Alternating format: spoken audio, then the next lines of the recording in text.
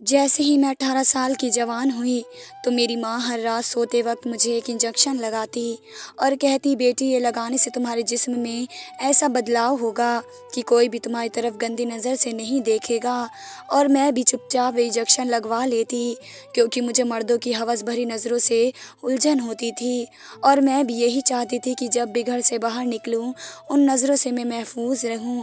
लेकिन मुझे मेरी माँ की ये बात समझ में ना आती, भला किसी इंजेक्शन के लगवाने से मैं लोगों की बुरी नज़र से कैसे महफूज रह सकती हूँ। लेकिन कभी माँ से पूछने की हिम्मत ना हुई, इसलिए मैं उनके कहे पर अमल करती थी। एक दिन मैं अपने कमरे में बैठी अपने कॉलेज का काम करने में मगन थी जब मेरी माँ खाना ट्रे में सजाए कमरे में दाखिल हुई। अरे वाह, खाने में बकरे की बिरयानी बनाई है। मेरे तो मानो हैरत से आंखें खुली की खुली रह गई। हम गरीबों को कहाँ रोज़ रोज़ नसीब होता था गोश्त वगैरह। मेरी बेटी को पसंद है ना, इसलिए मैंने ये बना दिया, माँ ने मुस्कुराते हुए कहा और मेरे सामने प्लेट रखकर उसमें बिरयानी डाली और दूसरी प्लेट में रायता रखकर मेरे सामने किया। गोश्त कहाँ से आया, मेरे दिमाग में ये सब आने से पहले सवाल आया। आखिर मैंने अपनी माँ से यही पूछा, पड़ोस वाली रुखसाना बाजी की बेटा हुआ है, उन्होंने अकीका किया था तो गोश्त भेजा था। मेरी माँ ने जवाब दिया, आप नहीं खा रही? मैंने लुकमा मुंह में डालते हुए माँ से पूछा। नहीं, मैं थोड़ी देर में खा लूँगी, अभी मेरा दिल नहीं कर रहा। अब चलो ज़्यादा बातें नहीं करो, जल्दी जल्दी खाओ और सो जाओ, सुबह कॉलेज जाना है ना, माँ ने मुझे डांटते हुए कहा। तो मैं भी चुपचाप खाने में मसरूफ़ हो गई। मैं खाना खा कर फारिग हुई तो मेरी माँ ने मुझे दूध का गिलास ला कर दिया। मैं जब तक अपनी किताबें समेट कर अपने बस्ते में रख चुकी थी, दूध पीकर मैं बिस्तर पर लेट गई तो मेरी माँ ने मुझे इंजेक्शन लगा दिया और उस इंजेक्शन के लगते ही मुझे अपने आसार ढीले पड़ते हुए महसूस हुए। ऐसा लग रहा था जैसे किसी ने मानो बोझ मुझसे हटा दिया हो और मैं धीरे धीरे नींद की वादियों में खो गई। सुबह उठी तो सर बहुत भारी हो रहा था। अपने भारी होते सर को पकड़े मैं कुछ लम्हे यूं ही बिस्तर पर बैठी रही तो इतने में माँ कमरे में दाखिल हुई और मुझे उठाकर देखकर मेरे पास आई। उठ गई मेरी बेटी? मेरी माँ ने मुस्कुराते हुए पूछा। हाँ माँ, उठ गई, लेकिन सर में न जाने क्यों दर्द हो रहा है। मैंने भारी होते सर को दोनों हाथों में थामे हुए जवाब दिया। रुको, मैं तुम्हारे लिए नाश्ता लाती हूँ, मेरी माँ ने कहा और किचन में चली गई। कुछ देर बाद हाथ में नाश्ते की ट्रे लेकर माँ कमरे में दाखिल हुई। नाश्ता करने के बाद दवाई लेकर सो जाना, माँ ने मुझे नाश्ता करते हुए देखकर कहा। लेकिन मैंने कॉलेज का याद आने पर कहा, छुट्टी कर लो, तुम्हारी सेहत से बढ़कर तो नहीं है, माँ ने माथे को चूमते हुए कहा और कमरे में चली गई। मैं धो दूँ बर्तन? मैं नाश्ता करके बर्तन रखने किचन में गई तो माँ को दूसरे कामों में मसरूफ़ देखकर कहा, नहीं बेटा, तुम आराम करो, तुम्हारी तबीयत ठीक नहीं है, मेरी माँ ने मेरे हाथ से ट्रे लेते हुए कहा। अब पहले से बेहतर हूँ, मैंने मुस्कुराते हुए कहा और सिंक में रखे बर्तन धोने लगी। अरे रहने दो, भला मेरी बेटी के इतने प्यारे हाथ ख़राब हो जाएंगे, माँ ने सब्ज़ी काटते हुए कहा।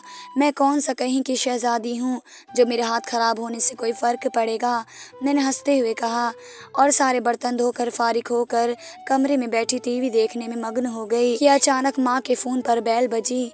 मैंने पूछा, कौन है? मैंने फ़ोन कानों से लगाते हुए पूछा। तारा से बात करनी है, सामने से किसी की मर्दाना आवाज़ थी। शायद रॉन्ग नंबर, मैंने जवाब देते हुए कॉल कट कर दी और वापस से टीवी के चैनल आगे पीछे करने लगी। किससे बात कर रही थी? माँ ने कमरे में दाखिल होते हुए पूछा। कोई रॉन्ग नंबर था, किसी तारा का पूछ रहा था, मैंने टीवी देखते हुए कहा। माँ का सिलाई करता हुआ हाथ एकदम रुक गया। तुम्हें किसी ने कहा था कॉल रिसीव करने का? माँ ने गुस्से से पूछा। आप नहीं थे कमरे में तो मैंने इसलिए रिसीव कर ली, मैंने जवाब दिया। कितनी बार समझाया है, बिना जाने पहचाने की कोई कॉल मत रिसीव किया करो, बिना वजह कोई परेशान करने लग जाए तो एक नई मुसीबत गले लग जाएगी। अब की बार, माँ ने नॉर्मल से अंदाज में समझाते हुए कहा। मैं कोई छोटी बच्ची नहीं थी, मैं समझ सकती थी कि बिना पति के जवान बेटी को पालना मेरी माँ के लिए एक मुश्किल काम था। और यूं ही दिन गुजर गए। हम रात का खाना खाकर फारिग बैठे थे। ये जोड़ा पहन कर दिखाओ, माँ ने लाल रंग का जोड़ा मेरे सामने करते हुए कहा जो वे शाम से बैठी सी रही थी। जी माँ, मैंने उनके हाथ से वे सूट लिया और सूट पहनने चली चली गई। माँ देखे मैंने सूट पहनकर गोल घूमते हुए कहा, माशाल्लाह मेरी बेटी कितनी प्यारी लग रही है इसमें। माँ ने मेरी बलाई लेते हुए कहा, मॉडल लग रही हूँ ना। मैंने भी कंधे से बाल झड़काते हुए हंसकर कहा, उससे भी हसीन। मेरी माँ ने मेरा माथा चूमा और कहा, अल्लाह ने अमीरी नहीं दी लेकिन हुस्न ज़रूर नवाजा है। कमर तक आते सियाह हसीन बाल, गोरा रंग, नज़ाकत भरे नैन नक्श, ये अल्लाह का ख़ास करम था मुझ पर कि उसने मुझे बहुत खूबसूरत बनाया था। मेरी तमाम सहेलियाँ मुझ जैसी ही हसीन नहीं थी, बल्कि हमारे पूरे मोहल्ले में किसी को इतना हसीन नहीं नवाजा गया जितना अल्लाह ने मुझे नवाजा। मैं जब भी घर से बाहर निकलती मेरी कोशिश होती कि मैं खुद को अच्छे से ढक कर निकलूं ताकि हर बुरी नज़र से छुपी रहूं। माँ मैं सूट बदल कर आती हूँ। खुद को आईने में देखते हुए मैंने कहा और सोचों में खो गई। मेरे दिमाग में आया कि अब तक नया लिबास ही पहनी हुई हूँ, हाँ बदल लेना चाहिए, पहले ही इंजेक्शन लगवा लूँ। मेरी माँ ने मुझे बिस्तर पर बैठने का इशारा करते हुए कहा। मैं भी उनके सिरहाने जाकर बैठ गई तो उन्होंने मेरे बाजू से आस्तीन ऊपर की और इंजेक्शन लगाकर कमरे से चली गई। माँ के जाने के बाद मैंने भी सोचा कि उठकर सूट बदल लूँ, लेकिन हिम्मत नहीं हुई। ऐसा महसूस हुआ जैसे पैर जाम हो गए हों, सर भारी हो रहा था। मैं वहीं बिस्तर पर लेट गई और देखते ही देखते नींद ने मुझे अपनी आगोश में समा लिया। सुबह उठी तो फिर से वही हालत थी, सर दर्द से चकरा रहा था, पैरों में जैसे किसी ने जान कब्ज कर ली थी। बड़ी मुश्किल से उठते हुए मैं नहाने गई। नहाकर जल्दी जल्दी कॉलेज के लिए तैयार हो रही थी कि अचानक मेरी नज़र मेरे गले पर पड़ी। उस पर लाल खरोचों के निशान थे। मैं तो हैरान रह गई कि निशान कैसे थे। फिर याद आया रात वही नया सूट पहनने से हो गए होंगे। उस पर माँ ने शीशे का काम किया हुआ था। नींद में उसकी वजह से ही निशान और खरोंचें आ गई होंगी। जल्दी जल्दी नाश्ता किया और कॉलेज के लिए रवाना हो गई। वापस आई तो इतनी थकी हुई थी कि बिना दोपहर का खाना खाए कपड़े बदल कर मैं वापस सो गई। शाम में आँख खुली तो माँ चाय का कप और बिस्किट ले आई। चाय पीने के बाद मैं कॉलेज के काम में मसरूफ़ हो गई। काम के दौरान मुझे अपनी दोस्त की कॉलेज में कही बात याद आई। तुम दिन पर दिन चेंज होती जा रही हो, क्या कर रही हो ऐसा? मेरी दोस्त ने हंसते हुए कहा था। मैं उसकी बात पर सोचती हुई आईने के सामने आई और खुद को आईने में देखने लगी। वाकई मेरे जिस्म में कुछ बदलाव हो गया था, लेकिन कैसे? क्या वाकई माँ के लगाए हुए इंजेक्शन की वजह से था? ये क्या मेरा वहम था या फिर कोई और माजरा था? मैं बस उन्हीं सोचों में गुम थी कि माँ ने आवाज़ दी। मैं तमाम सोचों को झटकते हुए जल्दी से माँ के पास किचन में चली गई और ये राशन जगह पर रख दो, मैं थक गई हूँ, सुबह से काम कर रही हूँ। माँ ने सोफे पर बैठते सामने रखे शॉपर की तरफ इशारा करते हुए कहा, जिनमें कुछ घर का सामान था। मैंने सारा राशन जगह पर रखा और अंडों की थैली उठाई और फ्रिज का दरवाज़ा खोला और अंडे फ्रिज में रख रही थी कि गलती से मेरा हाथ टकराया और फ्रिज में रखे इंजेक्शन की बोतल फर्श पर गिरकर टूट गई। माँ कुछ टूटने की आवाज़ सुनकर भागी भागी किचन में दाखिल हुई और ज़मीन पर इंजेक्शन के टुकड़े पड़े देखकर गुस्से में आ गई और मेरे मुंह पर एक थप्पड़ रख दिया। मैं मुंह खोले अपनी माँ को तकती रह गई। इससे पहले ऐसा कभी नहीं हुआ था कि माँ ने मुझे किसी बात पर मारा हो। मैं रोती हुई अपने कमरे की तरफ भागी और कमरे का दरवाज़ा बंद कर लिया और तकिए में मुंह देकर रोती रही। रात हुई तो माँ ने दरवाज़ा खटखटाना शुरू कर दिया। फिर आखिर तंग आकर मैंने दरवाज़ा खोला तो माँ हाथ में खाने की ट्रे लेकर कमरे में दाखिल हुई। मुझे नहीं खाना, ले जाएं आप, मैंने नाराज़गी से कहा। सही है, मेरी बेटी नहीं खाएगी तो मैं भी नहीं खाऊंगी, माँ ने ट्रे को मेज़ पर रखते हुए कहा। मैं जानती थी माँ ने भी सुबह से कुछ नहीं खाया होगा, इसलिए नाराज़गी ख़त्म करते हुए ट्रे उठाई और ट्रे माँ के सामने रखी और साथ खुद भी बैठ गई। मैंने जानबूझकर नहीं मारा, बस उस वक्त गुस्सा आ गया था। लेकिन कोई ऐसे नाराज़ होता है कि अपनी माँ से? माँ ने निवाले मेरे मुंह में डालते हुए कहा। मैं बहुत रोई। आपने एक इंजेक्शन के लिए मुझ पर हाथ उठाया। मैंने रोते हुए कहा, मेरी जान, वे इंजेक्शन भी तो तुम्हारे लिए लाती हूँ ना, ताकि तुम हर चीज़ से महफूज रहो। और तुम्हें पता है ये इंजेक्शन कितना महंगा मिलता है? वह तो शुक्र है कि एक रखा हुआ था, वरना मैं आज तुम्हें क्या लगाती, माँ ने मुझे समझाते हुए कहा। तो मैं भी खामोशी से खाना खाने लगी। खाने के बाद हमेशा की तरह माँ ने इंजेक्शन लगाया और मैं नींद की वादियों में खो गई। सुबह आँख खुली तो हमेशा की तरह वही हुआ और सर दर्द से फटा जा रहा था। पैरों से उठने की हिम्मत नहीं थी, जैसे किसी ने पैरों से जान निकाल ली हो। बाजू, कंधे, हाथ, पैर और कमर, जिस्म का हर हिस्सा दुख रहा था। माँ, मैंने बिस्तर पर लेटे लेटे माँ को आवाज़ लगाई तो वे किचन से भागी भागी कमरे में दाखिल हुई। क्या हुआ बेटा? माँ ने परेशानी के आलम में पूछा। माँ, मेरे जिस्म में बहुत दर्द है, मैंने दर्द से तड़पते हुए कहा। तुम्हें तो बहुत तेज़ बुखार हो रहा है, माँ ने मेरा हाथ छूते हुए फिक्रमंद से कहा।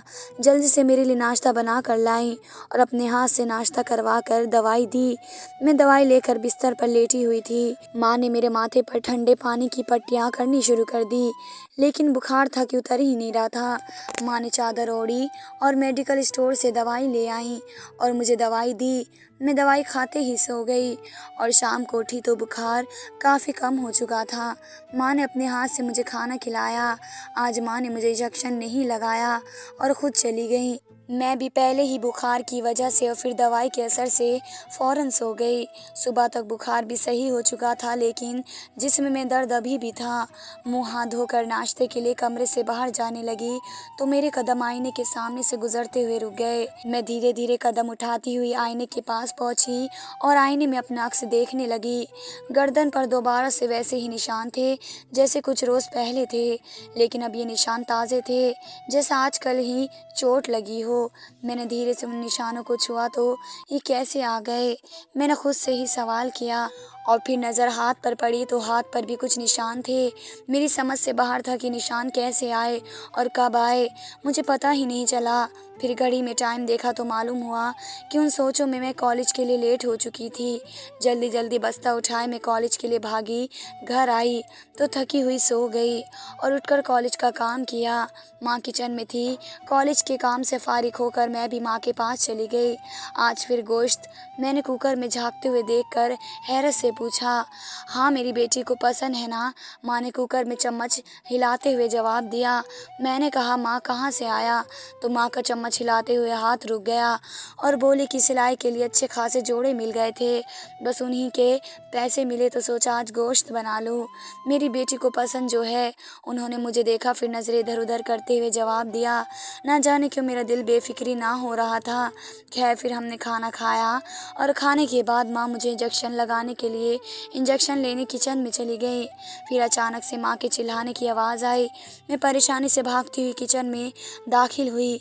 माँ का पाँव फिसल गया था और वे गिर गई थी, साथ ही उनके हाथ में मौजूद इंजेक्शन भी था।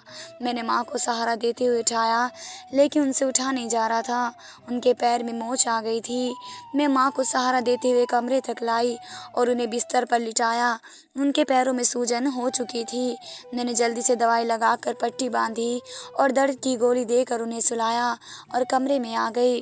अजीब सी कैफियत हो रही थी, इतना दिल घबरा रहा था और ऊपर से नींद आंखों से कोसों दूर थी। सोने के लिए आंखें बंद करके लेटी तो एकदम गर्दन पर मौजूद निशान के बारे में याद आया। फिर से दिमाग में ढेरों सवाल भरने लगे। मेरे हाथ और गर्दन पर निशान कैसे आए? बहुत देर इस बारे में सोचती रही, लेकिन कुछ समझ ना आया। आखिर परेशान होकर उन तमाम ख्यालों को झटका और सोने की कोशिश करने लगी। सुबह उठी तो आज ना सर भारी हुआ और ना ही जिस्म में दर्द था। मुझे काफ़ी हैरत हुई और फिर मुझे याद आया कि मैं कल बिना इंजेक्शन लगाए सोई थी। शायद इसलिए ही मुझे रात को भी देर से नींद आई थी और इस इंजेक्शन की वजह से मेरे जिस्म में दर्द रहता था। मैंने फ़ैसला किया कि मैं उन निशान के बारे में भी माँ को बताऊंगी और यह भी कि शायद ये मेडिकल वाला माँ को गलत इंजेक्शन दे रहा था, जिसकी वजह से शायद मेरी तबीयत ख़राब रहने लगी थी।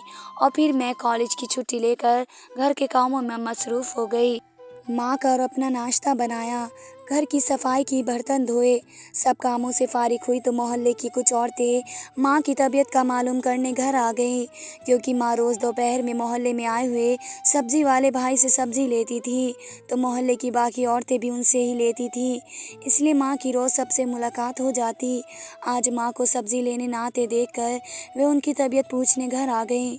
मैंने मेहमानों के लिए चाय बनाई और माँ सबसे बातों में मगन हो गई। मैं किचन में खड़ी चाय के बर्तन धो रही थी कि अचानक से मेरे पेट में बहुत दर्द उठा। और उल्टी होने लगी। बड़ी मुश्किल से मुंह पर हाथ रखती हुई बाथरूम तक गई। कुछ ही देर में मेरी हालत दर्द से निढाल हो गई थी। अरे बच्ची को अस्पताल लेकर जाओ, कैसी परेशान हो गई है। थोड़ी ही देर में मोहल्ले की औरतों ने मुझे परेशान होते हुए देखकर कहा, लेकिन रुखसाना के तो खुद के पैर में मोच है, ये बेचारी कैसे लेकर जाएगी। दूसरी औरत ने अपनी राय पेश की और बेटा मैं तुम्हें अस्पताल देखा कर ले आती हूँ। खाला ने चादर ओढ़ते हुए कहा, अरे बहन आप बिना वजह परेशान होंगी, कुछ उल्टा सीधा खा लिया होगा तभी तबीयत खराब हुई है। सुबह ठीक हो जाएगी, मैं अभी दवाई दूंगी तो ठीक हो जाएगी। माँ ने उन्हें उठते हुए देखा और कहा, मैं तो सबको देख रही थी, मेरी तो दर्द से जान निकल रही थी। नहीं बहन परेशानी कैसी, आपकी बच्ची हमारी बच्ची एक ही बात है, और मेरा घर तो वैसे भी मोहल्ले के अस्पताल के पास ही है, मैं ले जाती हूँ। उस औरत ने माँ से कहा। माँ ने उन्हें लाख मना कर रही थी, लेकिन उनके इतनी जिद करने पर माँ को आखिर मुझे जाने की इजाज़त देनी पड़ी।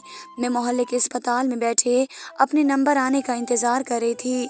मेरा नंबर आने में वक्त था, वहाँ पहले ही काफ़ी मरीज इंतज़ार में बैठे हुए थे। बेटा मेरे बच्चे ट्यूशन से आने वाले होंगे, घर पहुँचेंगे तो घर के दरवाजे पर ताला देखकर परेशान हो जाएंगे। खाला ने मुझसे कहा कि मैं खुद डॉक्टर को दिखाकर कल चली जाऊं, आप बेफिक्र होकर घर जाएं। मैंने तसल्ली दी और इनके साथ जाने के बाद अपनी बारी का इंतज़ार करने लगी। डॉक्टर ने मुझे चेक करके अल्ट्रासाउंड करवाने का कहा तो मैंने फ़ौरन से अल्ट्रासाउंड करवा लिया, लेकिन अल्ट्रासाउंड को देखकर मेरे पैरों तले ज़मीन निकल गई। मेरे पेट में एक नहीं बल्कि तीन बच्चे थे। मेरी रूह फना हो गई थी। मेरा दिल चाहता ज़मीन फट जाए और मैं इसमें समा जाऊं। भला ये कैसे मुमकिन था कि मैं उम्मीद से थी, और वो भी बिन बिहाई उम्मीद से। मैं शुक्र अदा किया कि खाला पहले ही जा चुकी थी, वरना ये बात उनके सामने पता चलती तो मेरे लिए मरने का मुकाम होता। सारे मोहल्ले में मेरी ज़ात का पता चल जाता। और मुझे डॉक्टर ने दवाइयाँ लिख कर दी और मैं घर वापस आ गई। सारे रास्ते में सोचों में थी, समझ नहीं आ रहा था कि क्या करूं और क्या ना करूं, कि मेरे साथ ऐसा किसने और क्यों किया है। ये सब मुझे क्यों कुछ नहीं मालूम था। मम्मी को कैसे बताऊंगी ये सब बातें, क्या वे मेरा यकीन करेंगी कि मैं बेकसूर हूँ या नहीं। ए मेरे खुदा, ये क्या हो गया है मेरे साथ, मैं क्या करूँ। अब मैंने अपना सर अपने हाथों में पकड़ लिया और घर आते ही अपने कमरे में घुस गई। हिम्मत ना थी कि अम्मी के सामने जा सकूँ। सारी ज़िंदगी जहाँ मेरी माँ ने शराफत और इज्जत से अपनी जगह बनाई, वहाँ अब उनकी बेटी के दामन दागदार होने वाला था। सबको पता चलेगा तो वे क्या करेंगे, अम्मी को पता चलेगा तो वे क्या करेंगी। क्या वे बर्दाश्त कर पाएंगी इतना बड़ा सदमा। इन्हीं सोचों में उलझते हुए ना जाने कब मेरी आंख लग गई और सुबह उठी तो अम्मा का पैर बिल्कुल ठीक हो गया था और वे वापस से घर में चल फिर रही थी। क्या कहा था डॉक्टर ने, अम्मा ने मुझसे पूछा। कुछ नहीं, कह रहे थे कि पेट खराब हो गया है, कुछ गलत खा लिया था। मैं नज़रें चुराते हुए झूठ बोला। सच कहने की हिम्मत नहीं थी और ना ही नज़रें मिलाने की। तुम आराम करो, देखना कितना रंग फीका पड़ गया है, मैं नाश्ता लाती हूँ, अम्मा ने कहा और मैं किचन में चली गई। वो कौन था जिसने मेरे साथ ये किया, ये बात मेरी समझ से बाहर थी। पानी पीने के लिए फ्रिज खोला तो इंजेक्शन नीचे गिर गया और उस दिन अम्मी का गुस्सा याद आते ही मैंने इंजेक्शन में पानी भरकर उसे वापस वहीं रख दिया और कमरे में चली गई। खाने का तो दिल ही ना था, मजबूरी में 2-4 निवाले खाए। फिर अम्मा ने इंजेक्शन लगा दिया। तबीयत पहले ही ठीक नहीं थी, इसलिए आंखें बंद किए कमरे में ही लेटी रही। अचानक से मुझे बाहर से आवाज़ आने लगी। उन्हें सुनकर मेरे पैरों तले ज़मीन निकल गई। तारा भाई, शिकायत का मौका न देना, आपको तो मालूम है ना सेठ साहब का गुस्सा। बेफिक्र हो जाओ, आज से पहले कभी शिकायत मिली है जो अब मिलेगी। बुला लो सेठ साहब को, अपनी लड़की बेहोश है। और अम्मा की आवाज़ मेरे कानों में शीशे की तरह घुल रही थी। मैं जल्दी से उठी और कमरे की कुंडी लगा ली और जल्दी से पुलिस को कॉल की। वे दोनों कमरे के बाहर मौजूद थे। मुझे अपनी रूह फना होती महसूस हो रही थी। किसी ने दरवाजे को खोलने की कोशिश की, लेकिन अंदर से बंद होने की वजह से नहीं खोल पाए। मैं दिल ही दिल में अल्लाह को याद कर रही थी। अम्मी दरवाज़ा पीटते हुए मुझे पुकार रही थी। मेरा दिल खौफ के मारे ज़ोर से डर रहा था, मानो जैसे पसलियाँ तोड़कर बाहर आ रहा हो। किसी ने तेज़ी से धक्का मारा तो दरवाजे की कुंडी टूटकर दरवाज़ा खुल गया। मुझे लगा मेरा दिल बंद हो जाएगा। अम्मा ने मेरे मुंह पर थप्पड़ मारा और कहा, इसी काम से हमारा घर चलता है, पहले ये काम अनजाने में करवा रही थी। अच्छा हो गया जो तुझे पता चल गया। इंजेक्शन का खर्च वो भी अब कम हो जाएगा। मैं कोई गुनाह का काम नहीं करूँगी, मैं ऐसा बिल्कुल नहीं करूँगी। मेरी अम्मी ने मेरे बाल अपनी मुट्ठी में पकड़े और एक के बाद एक थप्पड़ मेरे मुँह पर रख दिए और मुझे धक्का देकर अपने साथ खड़े आदमी को इशारा किया और जैसे ही मैं चिल्लाने लगी वैसे ही वहाँ पुलिस पहुँच गई, जिसने मेरी अम्मा को पकड़ लिया। अम्मी तो अपनी बेटियों की इज़्ज़त के लिए जान दे देती हैं और तुमने अपनी ही बेटी का दामन दागदार कर दिया। रोते हुए मैंने उनसे कहा और फिर कुछ देर बाद उठकर नमाज़ पढ़ी, अल्लाह का शुक्र अदा किया। ये बात मुझे पता चल गई थी और मेरी उन्होंने इज़्ज़त रख ली। मेरा दामन जितना दागदार होना था हो चुका था, लेकिन अब्बा सही कहते थे कि जिनका कोई नहीं होता उनका अल्लाह होता है। मेरा कोई नहीं था, लेकिन मुझे यकीन था कि मेरे साथ अल्लाह है। इस हादसे को चंद दिन ही गुजरे कि मेरे कॉलेज में मेरी गैर हाज़िरी की वजह से एक लड़का जो मुझे दोस्ती करने के लिए कह चुका था, वो घर आ पहुंचा और बार बार शादी की पेशकश करने लगा, जिस पर तंग आकर मैंने अपनी ज़ात के तमाम राज उसके सामने खोल कर रख दिए। जिस पर उसने मुझसे वादा किया कि वो मुझसे ना सिर्फ शादी करेगा बल्कि मेरी औलाद को अपना नाम देगा। और अब हमारी शादी को 4 साल गुजर चुके हैं। मेरे लिए मेरा माजी एक भयानक के सिवा और कुछ नहीं है। मेरे शौहर बहुत अच्छे हैं। आज मेरे 3 बेटे और 1 बेटी है, लेकिन मेरे बच्चों में मेरे पति ने कभी फ़र्क नहीं किया। दुनिया के सामने मेरे बच्चों को बाप का नाम दिया और जिसके बाप का नाम मैं खुद नहीं जानती थी। मेरी माँ जेल में पागल हो चुकी थी। मेरी इस बात पर यकीन बहुत गहरा हो गया था, जिनका कोई नहीं होता उनका अल्लाह होता है। धन्यवाद दोस्तों।